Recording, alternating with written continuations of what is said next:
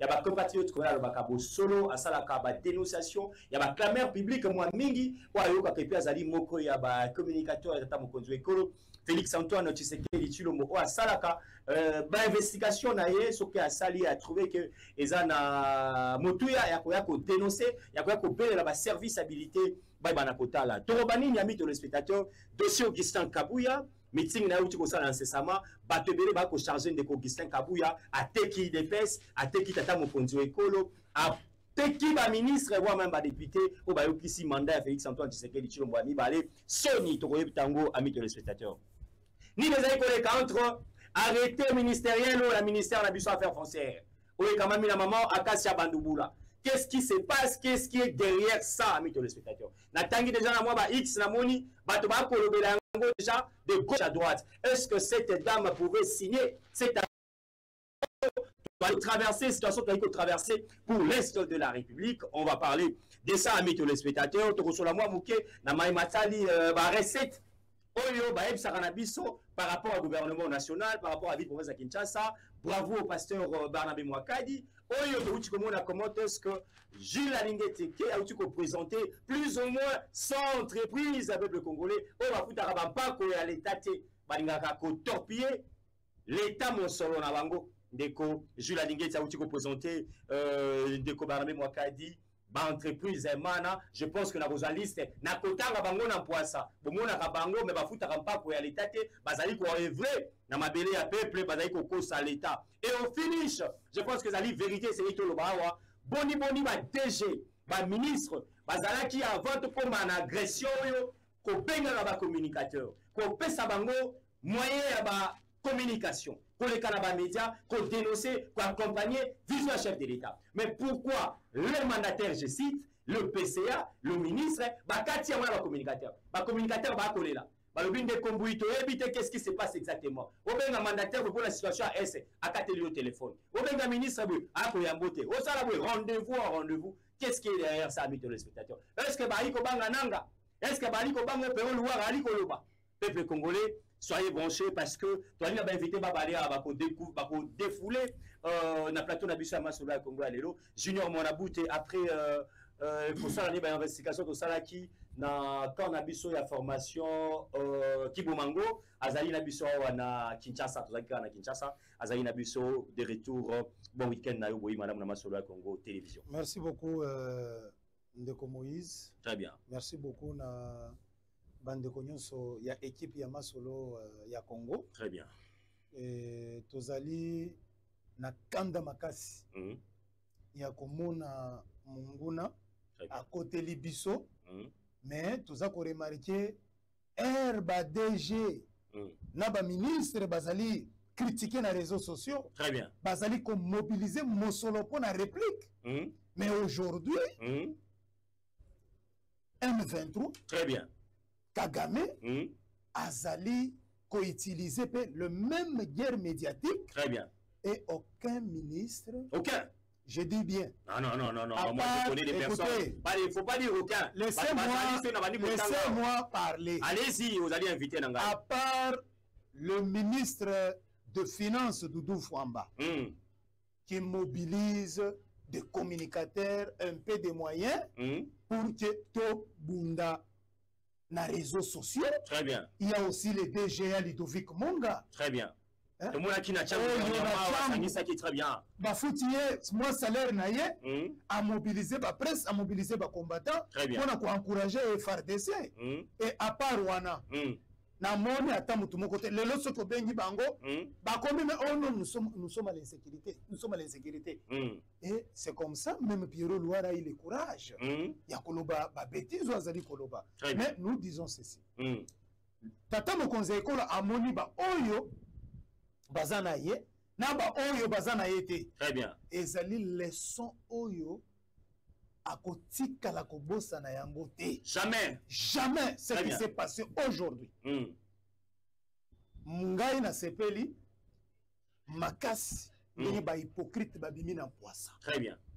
Et guerre yo tozali kolonga yango. Ba hypocrite bazali na Kinshasa. Même dans ba institution. Ba hypocrite. Oui, des hypocrites. Très bien. Et je demanderai au président de la République. Allez-y. Tour avant à nommer ba ministre Mosusu, ba DGA, a consulté Pébiso. Très bien. Ba communicateur. Très bien. A ben ici kaka ba communicateur nyonso. Awa dans une sélectionné boy. Cotation na bango ezandenge nini. Très bien.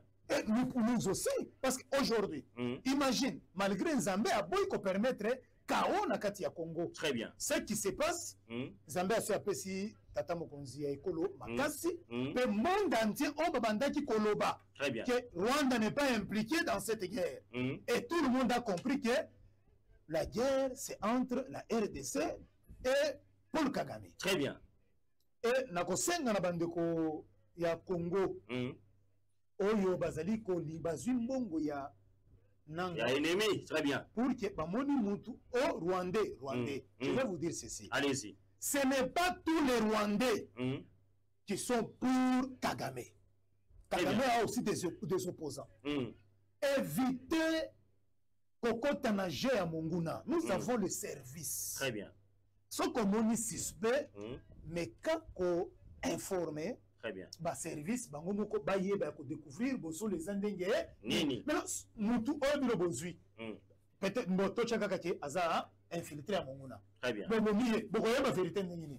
Oui, tout fait vérité bino. Oui, tout fait bino moko. Très bien. Et nous sommes ezoko na IDPS. Très bien. Nous sommes ezoko kaka na famille atata mokonzi ekolo ke o baluba bazali ko s'attaquer contre le Katangé. Je dis faux et archi faux. Très bien. Et nous mettons en garde de telles communications. C'est juste pour nako sa communauté internationale. Au bazana kati yako apporter un plus on a bitumba oyo que voilà ce que la famille de Tshisekedi est en train de faire le président de la République. Très bien. Exagé à Monguna. To céder na panique pouvoir nabiso et coquin de nulle partie. Très bien. Il a été élu, mandat à 5 ans. Très bien. À Kossi, il s'appelle Yango. Très bien. J'en profite pour répondre à maman, madame Ikofo. Marie-Josée Ikofo. Marie-Josée. Écoutez, madame, vous n'avez pas la maîtrise politique dans ce pays. Très bien. Ce que vous dites là, ça ne se fera jamais. Très bien. Et vous êtes en perte de vitesse. Pourquoi je dis ça? Zalaki, ancienne candidate malheureuse dans l'élection présidentielle. Voilà. Allez. Et dans Namakambo, à part Martin Fayot, Oyo Aboyi, Kokota na complot, Yakosimba Makila. Très bien. Et tous les opposants, ce sont les éléments du M23. Non, tout le monde est pas moupé, baza ko ponanzela ya dialogue, tout le monde est pas koluka kimia, kobenga ba opposant, tout le monde est sanga, tout le monde est katumbi, allez-y moi. Quand vous regardez Jean-Claude Vwemba. Très bien. Déclaration na Oya Sali en disant que pour que tu dialogues na Tshisekedi, il fallait démissionner. Très bien. Est-ce que a démissionné Congo ya tata na bien maman na yo? Question à Jean-Pierre Vwemba. Est-ce que Yonde au vote qui et ça, même moi, j'ai un mandat de s'adresser au commandant suprême de la sorte. Non, Azali opposant. Azali opposant, Azali n'a pas combattu pour constituer un PCA. Va perdre un opposant en train de collaborer avec l'ennemi ou Azako Goma de Konaï Congolais. C'est ça un opposant. Tu sais qui est du Wamoulumberezu, mais moi, on a fait 37 ans d'élite. À subir la prison, la torture. Très bien. Mais il n'a jamais même réfléchi, il y a qu'on soit Munduki. Pour la commande qu'on a eu, Abanda Koboya. Même il n'a que 6 ans. J'ai pas mal. Très bien. Tu as 18 ans, M. Kabila. L'UDPS n'a jamais pensé. Il n'y a aucune rébellion. Très bien. L'UDPS n'a jamais utilisé le pont pour que le rebelle vient déstabiliser, tuer, piller notre pays. Très bien. En aucun jour. Mais 6 ans, bah kabiliste, bah quotité. Très bien. Bah kotizamba. Bah c'est Miminduki. Mais non, bon, nous sommes bossala na 18 ans. Et très bien. Bah keba, pouvoir nyonso. Et si la Kanamandu quitte. Très bien, ça rappelle à renverser facilement. Vous allez renverser facilement. Très bien. Vous pouvez déstabiliser l'armée. Mais en aucun jour, vous allez déstabiliser la population et Dieu. Très bien. Merci. Je vous donne encore un exemple avant de le chapitre Moussous. Erdogan na Turquie, c'est le coup d'État. Banani Oyo, va empêcher le coup d'État. C'est la population turque. Très bien. Les images sont là. Donc, il ne faut pas qu'il y ait et na sengi na communauté internationale. Allez-y. Asala bokebi. Oyo ezali ba pays oyo azo kosakana na ngwana te. Très bien. Le Congo risque de déclencher la 3e guerre mondiale. Très bien. Donc il faut baïba. Il faut bailler, amis téléspectateurs, comprenez que nous sommes en direct. Yamasola Congo Télévision, peuple congolais, vous avez la biso de partout dans le monde. Et Zaliwana Ndeko Junior, Mwanabouté, Oaye, Kota la biso Mokomalo. Je pense que à dénoncer haut et fort les Kamwetali accompagnement, il y a bas mandataires, certains ministres, Oyo Bazalaki, qui utilisent Bango, Kobenga Bango, pour accompagner valablement Tata Mokonzi Wekolo Félix Antoine Tshisekedi Tshilombo. Mais on a rajouté moi mon Moto dans la deuxième partie émission Nabiso parmi les ministres Bosani maman Yoandimi Likambo etali match de gala ya soutien à la FARDC maman Nathalie Azamounana kozwa charge ya ba communicateur ba Pandi Sango Ekolo Congo démocratique Nathalie Azamounana dimanche au Stade des Martyrs. Maman Nathalie Azamounana. Nathalie a inspiré Kangai sincérité moko, vérité moko. Très bien. Azali maman oyo vraiment il faut to meka kopesa ba merci mingi o azali kotika ba communicateur te azali toujours très bien na kati ya mobilisation pour encourager nos FRDC et nos Wazalendo de tenir bon. Très bien. Vraiment félicitations à maman Nabiso Nathalie. Très bien. On est ensemble et que Dieu vous garde, qui vous protège. La guerre, toujours vaincre.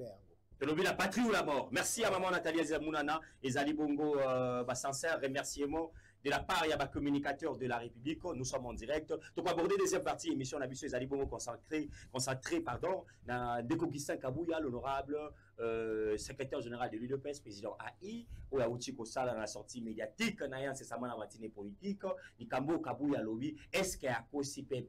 Est-ce que le ministre a eu de pèse? Basungi Mokonzi Amboka solo, est-ce que ba mandataire a eu de pèse? Basungi Tata Mokonzi Amboka, tope ezali Sony, oya ba mandataire, to ezali Augustin Kabouya nda asali Sony. Ndeko Moïse. Allez-y, moi na Congo. Batu ba comprendre ma bel message, il y a secrétaire général Augustin Kabouya. Très bien. Les gens ont très mal compris. On a dit ce qu'on a Nathalie Sabino. Allez-y. Augustin Kabouya Azali clair. Il y a des ministères clés, mais à l'objet du ministère Union Saute. Très bien. Quand nous parlons du ministère clé, nous avons le ministère de l'Intérieur. Très bien. Qui gère la sécurité. Azali qui gère l'administration et le gouverneur. Très bien. Il y a Sungite. Na lobby boy. Eh, tu as la sembo, tu as la claire de ma population. Tu as le ministère clé. Moi, je n'ai interprété à ma manière. Très bien. Vous avez analysé, très bien. Pour analyser le message à Augustin Kabouya. Très bien. Imagine, au Bimi na liste il y a eu de pèse. Le président AI envoie la liste, il y a des combattants pour tout engager Bango. Aussitôt qui déjà, dans le cabinet, bilongi o babunda bitumbate bazana kati. Très bien. Bakomata bakotala wana te. Bakomi siko koloba te Augustin Kabouya te ki ba poste. Très bien. Mais ba yebi blocage ni Augustin Kabouya kutani na yango. Très bien. Comme nous sommes un parti démocrate, un parti socialiste et démocrate, et ça veut dire qu'on lutter, ça veut dire qu'on vulgariser la démocratie et l'état de droit. Moyen Augustin Kabouya a senga, a pression pour demander la démission parce que tu n'as pas respecté la liste de l'UDPS et salité. Très bien. Bato yo tche, bakomi ko sala mafia na cabinet. Babosani idéologie ya UDPS parce que bazali bato UDPS. Très bien. Nyonso wana ekoko na mutu ya Augustin Kabouya. Ya mibale. Mais Augustin Kabouya c'est clair. Idéologie il y a UDPS. Idéologie à UDPS. ezalaki koya koluka misala te. Très bien. Ezalaki koluka solution ya bana mboka mobimba. Très bien.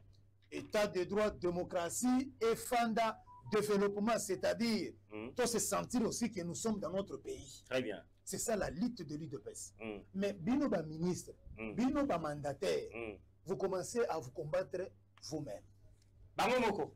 Augustin Kabou apesi bino toli, ko sala yangote. Très bien. Nyonso wana balobi kaka Kabuya te ki ba poster, Kabuya boye et tout ça. Moi na ba tout pe alembi. Très bien. Et maintenant nyonso e koi na motema lobi te na panza, na la vérité. Très bien. Et la majorité n'a pas aidé le chef de l'État. Très bien. On n'a pas aidé le chef de l'État. Et Yami Balé, chacun doit s'assumer. Le président de la République. Très bien. Après Kolonga Bitumba Oyo, il y a Est. To Sengi Bandimi Nyonso ya Philadelphie. Va présenter démission. Ah? Nanga est clair. Je travaille avec les gens qui sont avec le président de la République. Il a cité Philadelphie. Nanga Azali, membre à Philadelphie. Oui. Écoutez, allez-y. Quand je vois les images, il y a un Basakoboma par Congolais. Très bien. Quand je vois des faux prophéties de cette église-là, et Zali Kopesa, na Mokili Mobimba. Très bien. Quand je vois, on écrit même pour demander l'audience auprès du président, qu'on ajoute l'expérience. Et les membres de l'église Philadelphie bloquent. Bisoba Tshisekediste. Guerre aussi là, Tshisekedi Aza Kolonga Bitumba, et donc organiser marche bino moko na moko. C'est notre pouvoir du sang, et vous devez libérer notre pouvoir. Bon, préparez Mosolo Nabino à des comptes à partir de l'élo. Ministre des Finances, Toza ko instruire yo, préparer les comptes final. Il y a un membre de à Philadelphie.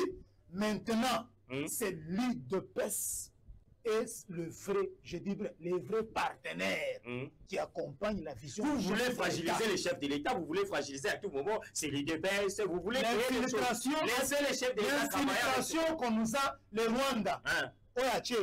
Ça a déjà membre de Philadelphie. Dès qu'on vient le plateau à médias, tu peux faire des incitations dommageables. Je dis bien, j'assume ce que je dis, M. Moïse. Nanga est clair. Nanga a cité Philadelphie. Il a dit, je travaille avec les gens qui se retrouvent dans l'Union sacrée et à la présidence, la famille même. Je suis au cabinet du président de la République. Les images de Nanga. Quand il dit ça, qu'est-ce qui prouve qu'il y a des membres de Philadelphie? Dès qu'on analyse, nous voulons d'abord savoir combien de membres de l'UDPS sont au cabinet du président de la République. Question au directeur du cabinet. Ça, c'est voilà, qu'ils nous disent, et nous demandons aussi au président AI du parti de l'UDPS de prendre contact avec le directeur du cabinet, qu'ils nous disent combien de membres de l'UDPS qui travaillent au cabinet du chef de l'État, combien de fois que le président a déjà convoqué la réunion avec tous les conseillers, on ne les joue pas, parce que le directeur du cabinet, basé sur un système, il y a un blocaka chef de l'État, n'a pas conseiller naïe. Nous voulons d'abord savoir combien de fois que le président a fait la réunion, n'a pas conseiller naïe nyonso. Basa la ba conseiller mais il y a un membre du cabinet et chef, il y a un babilo pour nous, pourquoi? Na lobi boy. Combien de conseillers aux autres au monde pour Rosican, c'est dans la télévision. Azali conseiller chef de l'État, Azali la bureau moko na yendeko, bazakana ba réunion, bazakana s'il vous plaît ndeko. Pour la question zali na problème personnel na mutu songolo pakala. Ouais ko bebi sa image ya cabinet tata mokonzi weko. Ndeko Moïse. Awa ezali, omoni ezobeta kuna. Ezali koponate hein. Très bien. Hein? Eza koponate. Ba oyo biso to bande kozela. Doudou Famba longola mukanda na etozo ba matricule guerrier moya longola pe mukanda ezate tout le monde a comme agité, c'est-à-dire et comme ko sala biso passe très bien les 30 photo ba mbongo ya bandako le lokana ni baye akoyeba makambo yezo sala et on comprendre moi muke ako comprendre te basi batine déjà ba message que bobongisa mbongo soko boyi ton fond de pas maman Akasi excellence mbote na yo très bien merci. C'est comme ça nous disons biso tosengi na tata mokonzi. Allez-y. Makambo yeli biso eza pe na leso moko oyo il faut tirer na yango. Très bien. Et na sengi chef de l'État. Allez-y. Poutine a changé à Zanguer. Ok, il y a erreur mouké na commandement. Il change. Très bien. Tosengi, le chef de l'État. Très bien. Ameka ko changer. Ceinture naïe, entourage naïe. Il y a Oezali Kokamba Bitumba.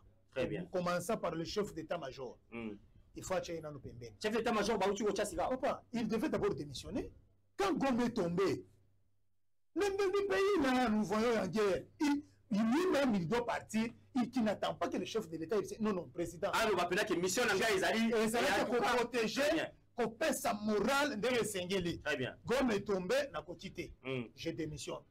Mais comme tellement que Congolais, Azalaka Mea Motema Culture Wane Zalakate. Culture Wane Zalité, il est aussi le président de la République d'aller un peu vite. Très bien. Pour que Ameka, qu'au salaire de maniement d'un gouvernement, un gouvernement de 15 personnes. Très bien. Où il y a crise.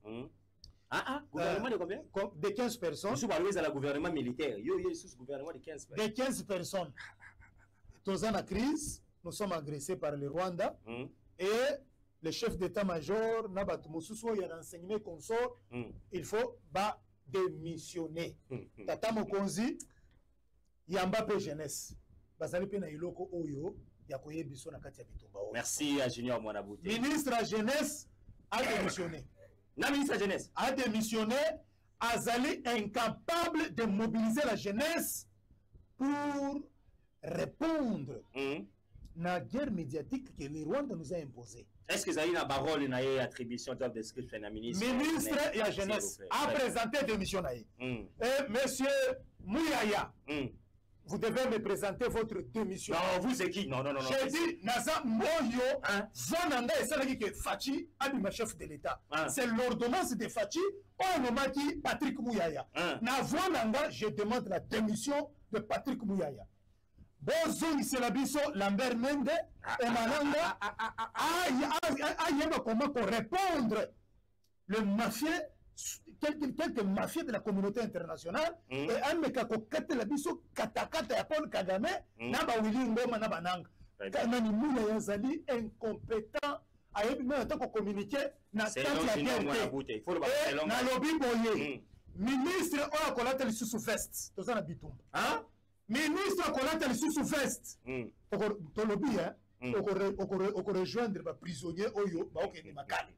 Nous sommes en guerre, c'est comme si vous en avez fait. Très bien. Vous comprenez? Nous sommes en guerre. Très bien. Présentez-nous l'attitude Yabitumba. Voilà. Merci. On a compris que le chef de l'État est resté seul. Moi, j'ai essayé de parler avec l'entourage du président Traoré. Très bien. Tel que vous me voyez. Oboya, c'est moi, j'ignore mon abouti à Kakara. Merci. Merci. Laissez-nous aussi la jeunesse apporter un plus dans ma cambo. Très bien. Ne nous bloquez pas. Très bien. Nous sommes en guerre. Je viens du Kasaï. Très bien. Naouti qu'on mobiliser les jeunes. Très bien. Et félicitations au gouverneur Jean-Paul Mbouebo. Un gouverneur sincère qui est toujours à l'écoute du chef de l'État. Très bien. À Sali Moussala, Andimi. Il est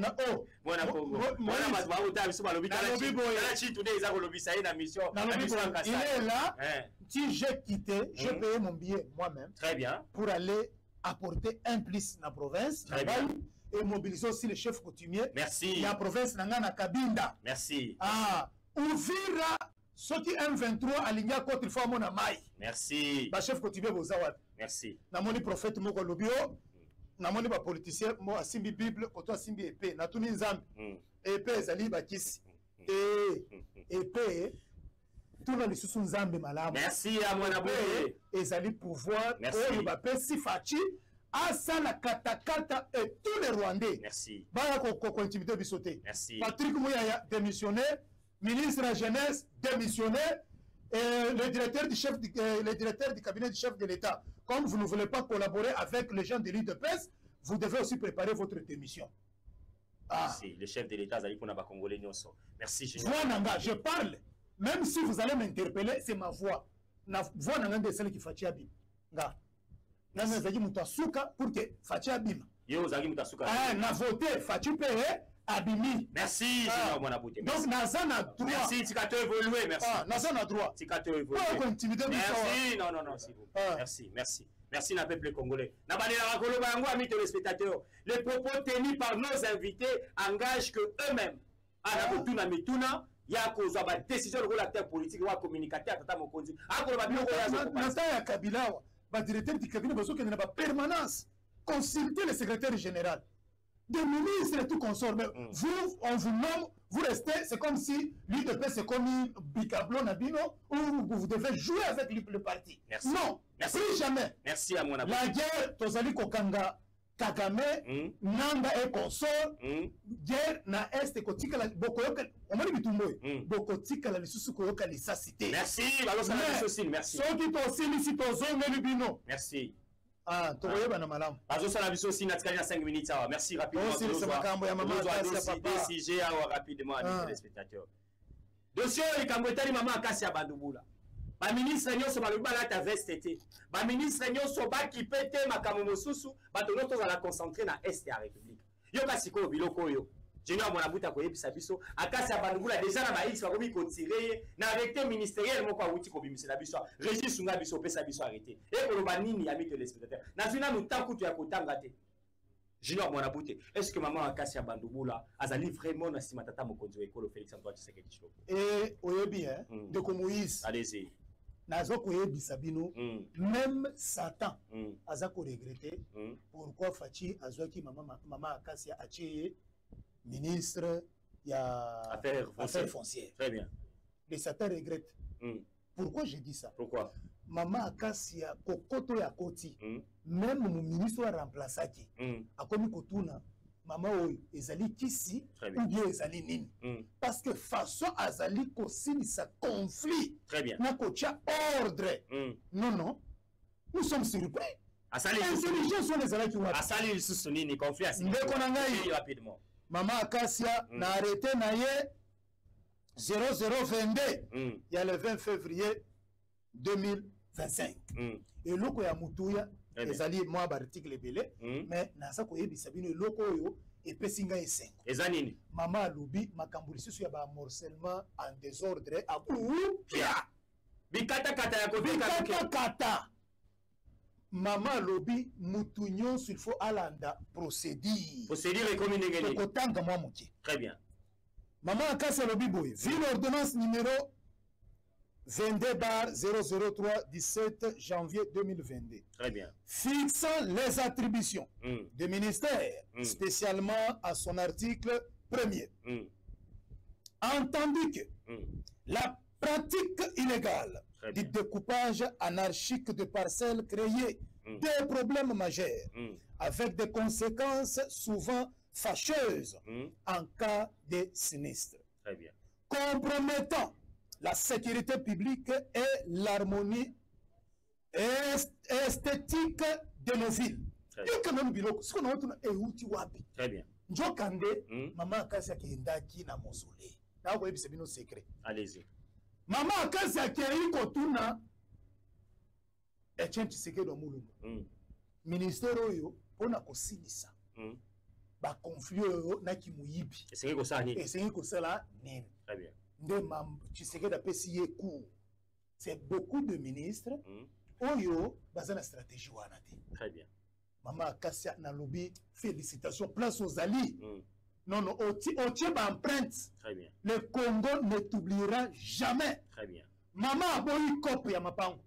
Imagine ba chef ya regroupement et ya banini ba chef de quartier. Très bien. Ba ye ko proposer maman tika kaka ndenge okuti ministère boy yo tika kaka tokende kaka na bulu yeki. Très bien. Tokopesa yo ba 10 hectares ba 20 hectares maman alobi biloko nyonso wana to est-ce que vous avez même droit ya koteka mabele ya l'état vous avez droit kobatela wana ba chef coutumier c'est là la kobatela. Très bien. Donc boza ba miyibi. Très bien. Vous avez droit et maman alobi na tentation ya corruption oyo bazolinga corrompre maman ezopesa mayele comment kobloquer na kozongisa makambu na nzela. Merci Junior Mwana. Et Parmi les ministres de l'IDPS qui ont fait la fierté de Tchétch Sekora Moulumba, Maman Akassi Azali, Doudou Fouamba Azali, le ministre Mwagamvita qui ne dort pas, et je le salue là où il est, Azali Kolala Pongite, Azali. Donc, ba ministre Natangi, où il y a IDPS, très bien. Basali fierté, il y a IDPS. Merci. Et Nakoye Bisa. Allez-y rapidement au Silicia. Maman Akassia a eu attitude ya bitumba. Mikoloyo akolela nako sambela. Très bien. Pour que Zambé ya Kimbangu ameka koyede tata mokonzi ya ekolo. Très bien. Maman Zambé apambola yo. Félicitations. Azali maman oyo azali hypocrite. Très bien. Et bokomona même kokota na ya bureau à partir ya lundi. Akoya na ba biloko alata kawana te. Et vous allez la tenue ya FARDC. Très bien. Pour supporter toi na titi dia Bitumba. Merci Junior Mwana. Maman Ndima biso ba communicateur to honoré yo. Et merci mingi lisusu maman Alobi azali ko chaper ba moyen na ba communicateur. Très bien. On a ko mobiliser. Merci. Et on a ko encourager nos FARDC. Merci. Et Wazalendo parce que mardi tous les communicateurs tokozala na Tchango. Bouddha. Très bien. L'initiateur de ce projet, c'est Maman Akassi. C'est juste pour mobiliser. Très bien. Tous les communicateurs veulent me contacter. Et ça m'a cambouyé ma belle. Très bien. Nous devons encourager nos FARDC et faire l'appel. Tous les communicateurs. Et faire l'appel. Très bien. Il y a jeunesse. On a quoi adhérer à l'armée. Adhérer à l'armée. Merci. Félicitations. Na ndenge Maman Akassi azeli kokamba makambo na ye. Rapidement, 1-2 minutes de l'Obasukana, papa Nabiso Barnabé Mwakadi, Betaki Wambela 2024, recette mobilisée. Est-ce que 2025 au Betozali Namasolo Barnabé Mwakadi a Kiko Betaki? Je félicite premièrement le ministre de Finances. Très bien. Je félicite les DG Barnabé, Bandoki, Balingaki Batutisa Bango Mitu. Très bien. M23 lingaki à côté la bango, mais Tatan Zambé Asali Moussala Naye, et maintenant Doudou Fouamba et le ministre Barnabé, ils sont en bonne. Il y a maintenant la paix. Il y a maintenant la paix. Très bien, ça c'est bien. Et Bokomona Sikoyo, Bachisekediste Nengi Bakosala Bakam. Merci. Malgré tout ça, Bitumba, Barnabé Okola la Bongiti. Très bien. A Bengaki era Monaki, recette Oyo, il faut na matisse. Très bien. Na moni kokoso na ba entreprise eza na ba entreprise mosusu mafia ezali. Très bien. Abenki alingeti. Très bien. Pourquoi soki Barnabé azalaka muyibi salingaki aloba na ba entreprise wana bino bobanda koya compte na ngai yango egochilaka ngambo ngongo. Très bien. Mais alobi IGF projet ya kotraquer bamiyibi ya ba société oyo bazali kotima kofuta paku ya l'état yango. Merci. Et l'IGF a fait un bon travail. Félicitations à Lingeti. Très bien. Il l'a présenté au DG 100 et quelques entreprises. Merci Nayo Mwana Congo. Et ba entreprise wana babanda kopesa dim na Shadari et consort. Na PPRD. Très bien. Et félicitations à Barnabé. Oyo akoya lisusu koyebisa biso Barnabé makadi nyenyenyenyenye. Akoyoka. Merci. Et Nalobi Boy. 30 secondes. Ministre Doudou Fouamba. Banda Congo. Et Zoba ministre de la Finance. Très bien. Totikala jamais qu'on soit un réparateur. Très bien. Docteur. Ozali ko réparer. Finance publique. Finance publique. Très bien. Na sincérité nyonso, na honnêteté. Merci la moine. Et lelo soko tali même façon azali ko tambola olobi ya Tchétch Sekelo Moulumba ye. Assez oui. Félicitations à Doudou Fouamba. Merci. Nicolas Kazadi. Merci.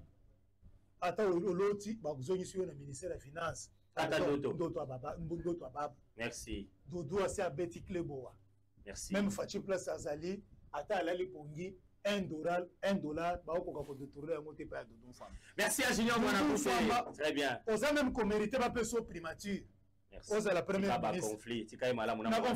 Maman Jita pour ça, Moussala Kitoko. Merci à ma compatriote congolais Watali Bisso. Toujours quand on a la transition, on a régi à mes téléspectateurs. Je vais prendre notre deuxième invité à Ekota la Bisso. Justement, il faut pour la révélation dans Matali Est et le Congo démocratique. Azali Nani, Azali les communicateurs du chef de l'État, Tonto Kabamba, mon partenaire Yamasolo Congo Télévision, et ça y est, Mingi Banda Outi Mikili Apoto, Azumi na Kinshasa, Tokoyoka, où ils allaient la révélation dans mes téléspectateurs dans Matali Est de la République. Est-ce que Félix Sekedi et Singela continue toujours dans l'entourage Azali Nango Bokoyoka, Ndeko Kabamba. En tout cas, 10 secondes, on a fini les Konongai. Nalingana Bosana, Maman Akasia, Abomi Kopi, chef de division. Maman Akasia, pardon. Mardi, tu as un chance. Comme il y a un numéro cadastral, il y a un chef de division. Il y a octroyer des numéros cadastraux. Comme un titre immobilier. Comme Sili. Très bien. Il y a un numéro, un bar, un restaurant. Maman Akasa, c'est une mafia. Et combien il soit dans le cabinet? Procédure, papa. On a l'article 4, le cas français.